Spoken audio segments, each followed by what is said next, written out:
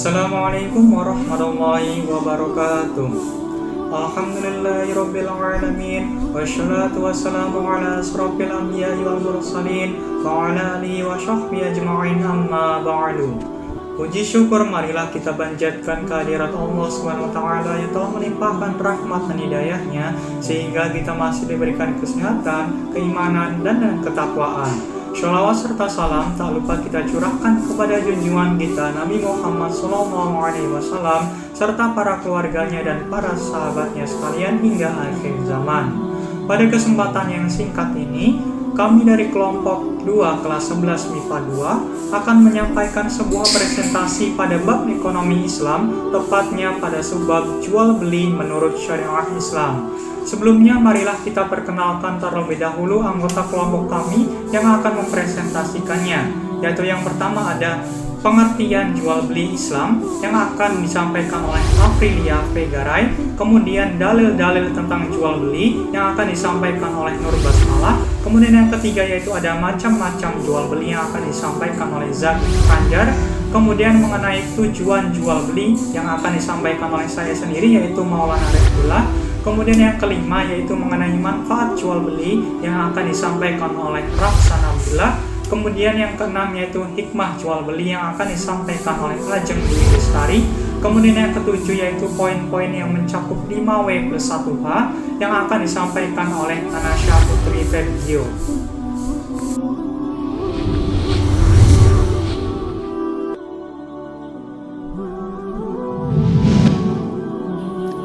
Menjelaskan pengertian jual beli. Setiap hari kita melakukan transaksi jual dan beli. Secara umum, jual beli terdiri dari dua suku kata yaitu jual dan beli yang memiliki arti bertolak belakang. Kata jual menunjukkan adanya perbuatan menjual, sedangkan kata beli menunjukkan adanya perbuatan beli. Jual beli menunjukkan adanya perbuatan dalam satu peristiwa yaitu pihak menjual dan pihak lainnya membeli. Maka dalam hal ini terjadilah hukum jual beli. Secara fikih, jual beli disebut juga dengan al-bai yang memiliki arti menjual, mengganti, dan menukar sesuatu dengan suatu lainnya. Lafal al-bai dalam bahasa Arab terkadang digunakan untuk pengertian lawannya, yaitu kata asyishiro yang berarti beli. Dengan demikian, kata al-bai berarti jual, tetapi sekaligus juga berarti beli. Secara terminologi, jual beli adalah transaksi tukar-menukar yang berkonsekuensi beralihnya hak kepemilikan dan hal itu dapat terlaksana dengan akad baik berupa ucapan maupun perbuatan.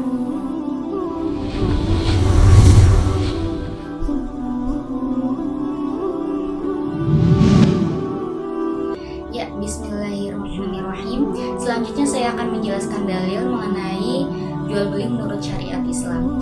Dalam pembahasan ini ada dua macam dalil yang menjelaskan tentang jual beli menurut syariat Islam. Yang pertama yaitu pada surat Al-Baqarah ayat 275 dan yang kedua yaitu pada surat An-Nisa ayat 29. Yang pertama saya akan membacakan terlebih dahulu surat Al-Baqarah ayat 275 beserta artinya. Bismillahirrahmanirrahim. Alladzina ya'kuluna riba la yaqumuna illa kama yaqumu alladzi yatakhabbathu asy-syaitanu minal mas.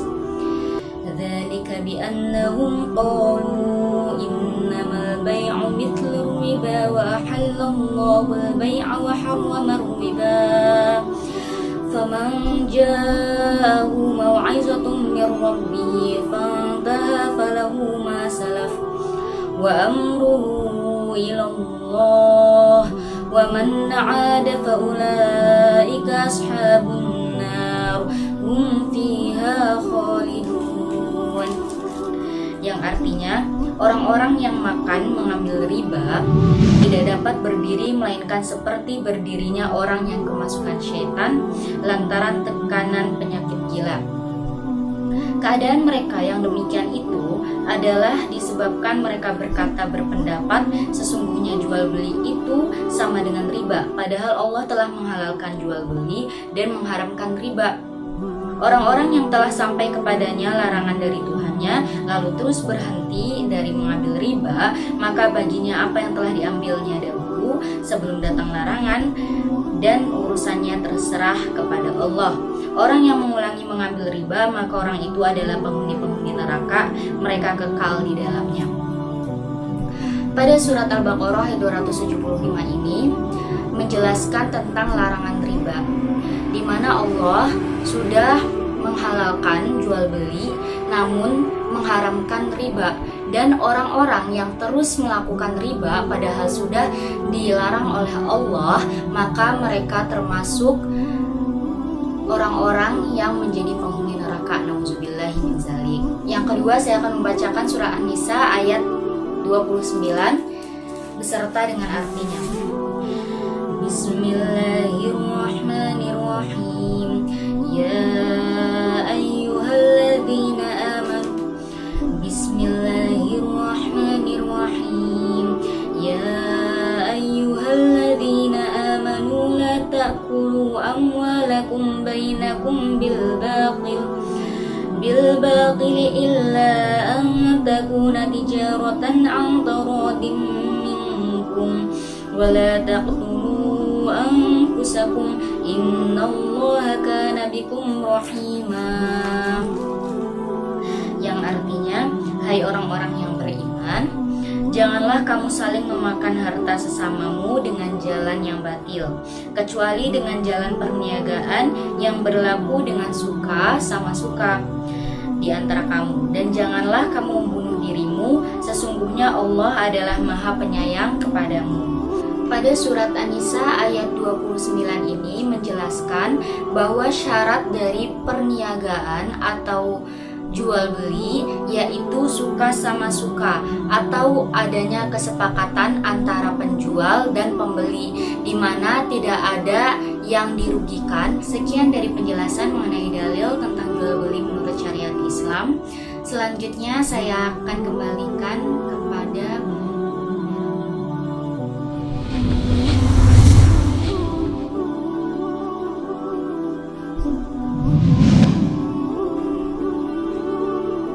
macam-macam jual beli.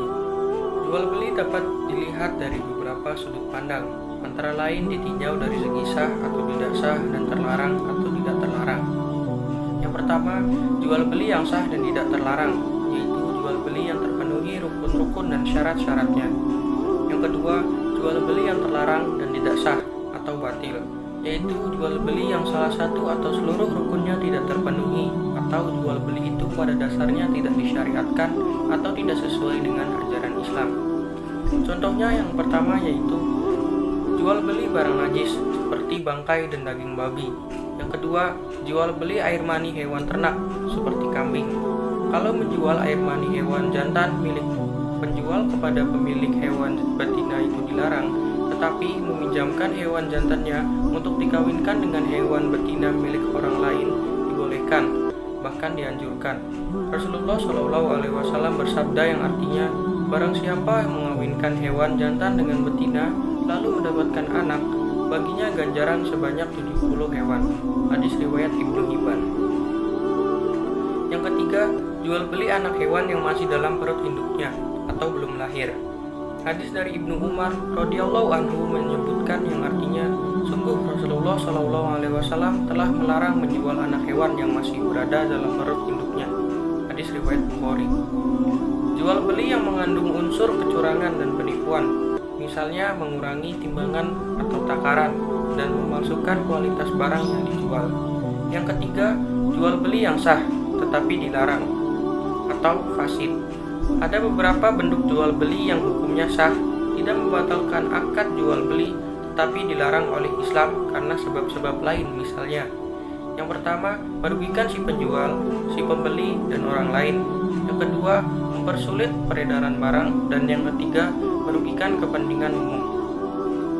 Contoh jual beli yang sah tetapi dilarang atau fasid yaitu yang pertama, mencegat para pedagang yang akan menjual barang-barangnya ke kota dan membeli barang-barang mereka dengan harga yang sangat murah, kemudian menjualnya di kota dengan harga yang tinggi.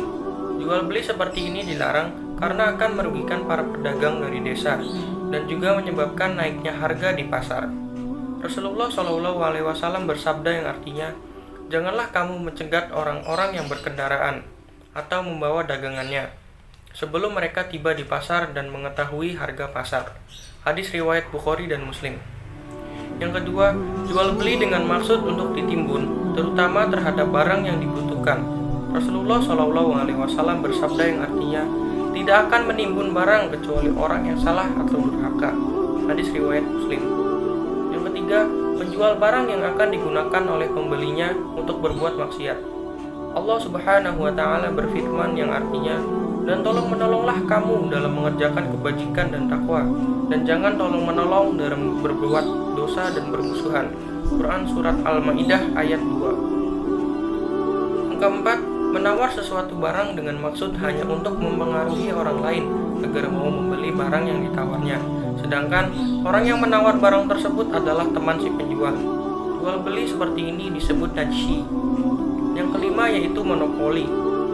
Monopoli yaitu menimbun barang agar orang lain tidak membeli, walaupun dengan harga yang melampaui harga pasaran. Rasulullah SAW melarang jual beli seperti ini karena akan merugikan kepentingan umum.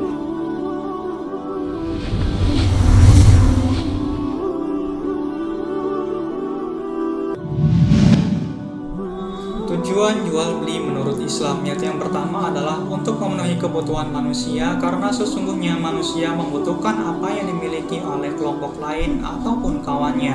Pada poin ini bahwasanya manusia adalah makhluk sosial, artinya manusia membutuhkan manusia lainnya ataupun tidak dapat hidup sendiri. Misalkan ada suatu daerah yang memiliki kekayaan akan sumber bahan pangannya, maka ia juga akan memproduksi akan bahan pangan. Di sisi lain ada pula daerah yang memiliki kelebihan akan sumber bahan sandang atau bahan pakaian, maka ia juga akan memproduksi akan bahan sandang atau pakaian. Ketika ada transaksi jual beli antara kedua belah pihak, maka hal tersebut juga dapat memenuhi kebutuhan satu sama lainnya. Oleh karena itu, tujuan jual beli menurut Islam yang pertama adalah untuk memenuhi kebutuhan manusia yang satu dengan yang lainnya. Kemudian tujuan jual beli menurut Islam yang kedua adalah untuk memperoleh harta secara halal. Seperti yang kita ketahui bahwasanya dalam ekonomi Islam, jual beli ini memiliki rukun, syarat, ketentuan, dan lain sebagainya yang harus dipenuhi. Di antaranya yaitu barang yang diperjualbelikan adalah barang yang halal, kemudian barang tersebut juga merupakan barang yang ada manfaatnya, barang tersebut ada di tempat, kemudian barang tersebut juga merupakan milik dari si penjual. Kemudian ketika terjadi transaksi jual beli, juga ada kesepakatan antara pihak penjual dan pembeli. Oleh karena itu, dapat disimpulkan bahwasanya kegiatan jual beli menurut Islam ini merupakan suatu kegiatan, profesi, ataupun pekerjaan yang halal. Kemudian tujuan jual beli Islam yang ketiga adalah untuk mencegah manusia dari perbuatan saling menguasai dan mengeksploitasi yang diharamkan oleh Allah SWT. Seperti yang kita ketahui, dengan adanya kegiatan eksploitasi artinya pemanfaatan sumber daya alam secara berlebihan dan merusak lingkungan. Dikarenakan merusak lingkungan, maka hal tersebut merupakan hal yang justru akan diharamkan oleh Allah SWT. Kemudian tujuan jual beli Islam yang keempat adalah untuk melapangkan kehidupan manusia, karena setiap manusia membutuhkan makanan, minuman, dan lain sebagainya. Namun kebutuhan itu pada umumnya tidak cukup tersedia tanpa berhubungan dengan pihak lain, khususnya dengan cara jual beli. Seperti yang telah diterangkan sebelumnya bahwasannya manusia itu membutuhkan satu dengan yang lainnya. Dengan adanya transaksi jual beli, maka hal tersebut dapat memenuhi kebutuhan satu dengan yang lainnya. Dengan terpenuhinya kebutuhan satu dengan yang lainnya, maka hal tersebut tentu dapat melancarkan kelangsungan hidup manusia. Oleh karena itu, dengan adanya transaksi jual beli menurut Islam, hal tersebut dapat melapangkan kehidupan manusia. Kemudian, tujuan jual beli Islam yang kelima adalah sebagai wujud interaksi sosial antara penjual dan pembeli. Seperti yang kita ketahui bahwasanya ketika ada transaksi jual beli, tentunya ada kesepakatan harga antara pihak penjual dan pembeli. Selain itu pula terdapat akad dan ijab qabul, di mana ijab itu diucapkan oleh si penjual dan qabul diucapkan oleh si pembeli. Oleh karena itu, dengan adanya transaksi jual beli tersebut dapat melangsungkan interaksi sosial ataupun hubungan timbal balik antara si penjual dan si pembeli.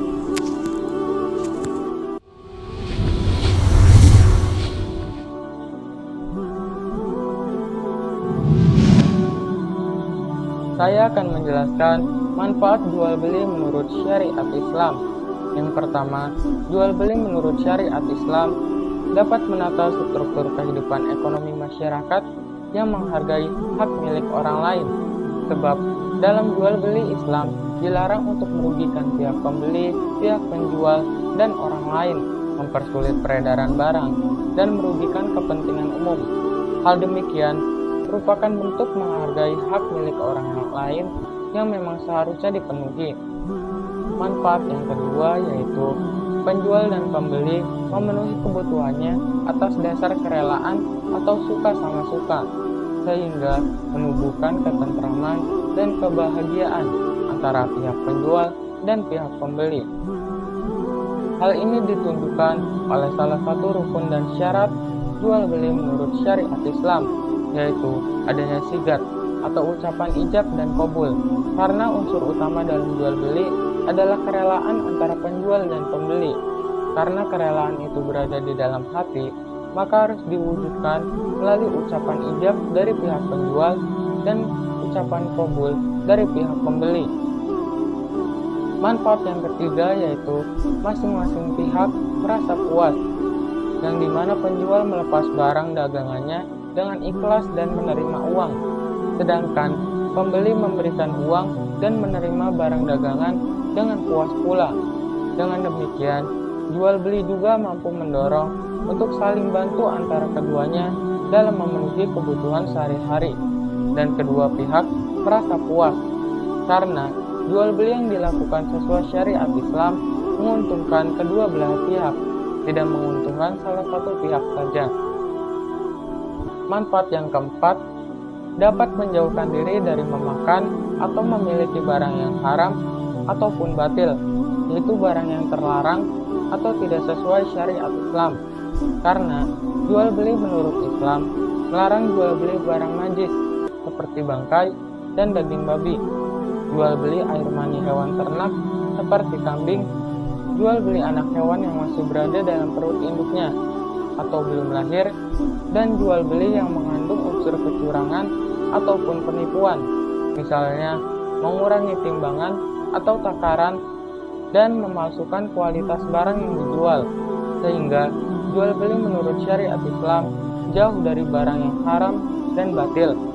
Manfaat yang terakhir yaitu penjual dan pembeli mendapat rahmat dari Allah Subhanahu wa Ta'ala. Hal ini seperti yang disampaikan Nabi Muhammad SAW dari Jabir bin Abdullah radhiyallahu anhu.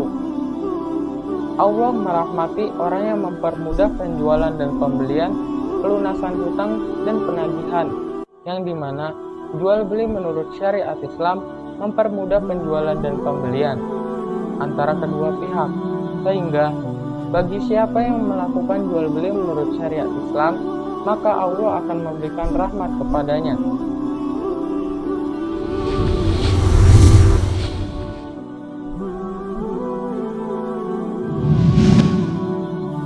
Saya akan menjelaskan hikmah jual beli menurut Islam.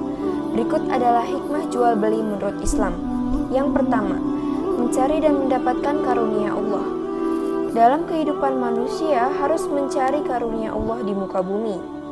Hal ini tentu saja bagian dari kebutuhan hidup manusia dalam menjalankan aktivitas sehari-hari. Untuk itu, jual beli adalah salah satu alat atau proses agar manusia mendapatkan karunia dari Allah. Yang kedua, menjauhi riba. Riba dilarang oleh Allah Subhanahu wa Ta'ala.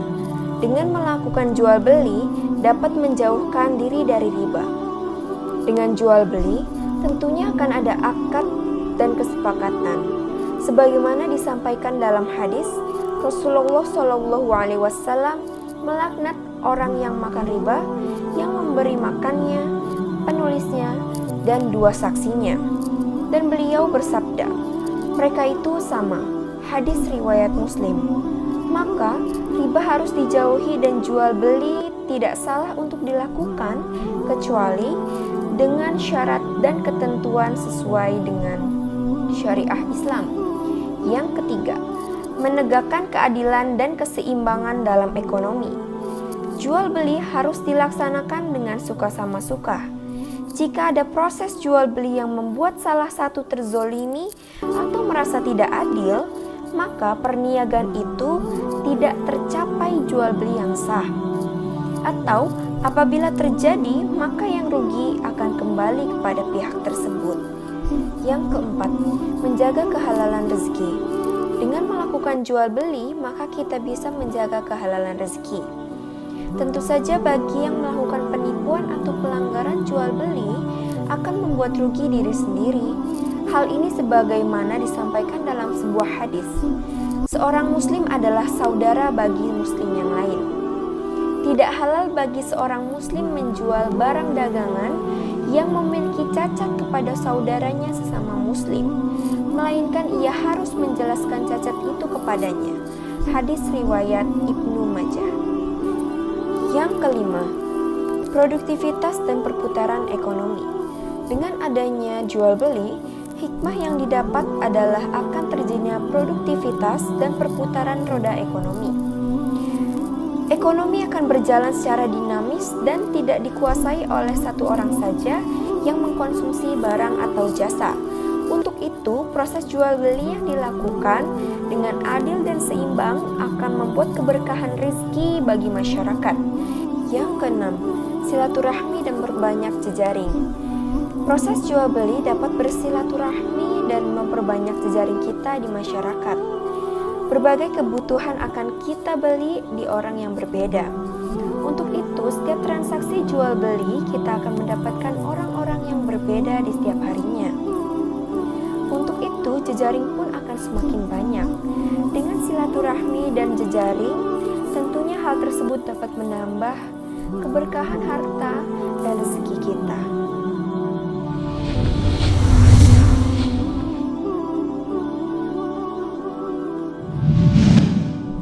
Saya akan menjelaskan beberapa hal mengenai jual beli menurut syariat Islam. Yang pertama, tempat jual beli yaitu aktivitas jual beli bisa kita lakukan di mana saja dan kapan saja selagi tempat atau kios tersebut legal secara hukum negara dan tidak merugikan orang banyak. Yang kedua, kapan waktu jual beli? Waktu yang tepat dalam melakukan jual beli yaitu waktu di mana kita tetap tidak meninggalkan ibadah kita yang juga merupakan kewajiban kita sebagai seorang muslim. Yang ketiga, rukun jual beli menurut Islam ada 4. Pertama, barang atau jasa akan diperjualbelikan adalah barang halal. 2. Harga dapat diukir dengan nilai uang atau alat pembayaran lain yang berlaku di suatu daerah. 3. Serah terima atau ijab kabul yaitu ikatan kata antara penjual dan pembeli. Jual beli bisa dikatakan sah sebelum ijab kabul atau dilakukan. Meskipun tidak dapat dilihat dengan mata, akan tetapi tanda-tanda dapat dilihat dengan adanya ijab kabul. 4. Dan pihak penjual dan pembeli yang melakukan transaksi yang harus dipenuhi adalah keadaan tidak mubazir atau boros karena harta orang mubazir itu tangan walinya. Hal yang terakhir akan saya sampaikan adalah syarat jual beli menurut Islam. Yang pertama, kesepakatan bersama dalam penjual dan pembeli. Yang kedua, barang yang diperjualbelikan harus dimiliki penjual dan objek jual beli merupakan barang yang dimanfaatkan. Hal yang terakhir akan saya sampaikan adalah syarat jual beli menurut Islam. Yang pertama, kesepakatan bersama dalam penjual dan pembeli. Yang kedua, barang yang diperjualbelikan harus dimiliki penjual dan objek jual beli merupakan barang yang dimanfaatkan. Ketiga, penggunaan akal sehat agar tidak terpicu. Orang yang gila atau bodoh tidak sah jual belinya. Yang keempat, harga barang harus diketahui oleh penjual. Jika pembeli menanyakan barang, penjual bisa menyebutkan nominal harga barang tersebut. Yang kelima, pihak penjual harus bisa menyerahkan barang pada pembeli. Kesepakatan dalam melakukan ijab dan kabul atas dasar kerelaan di antara keduanya.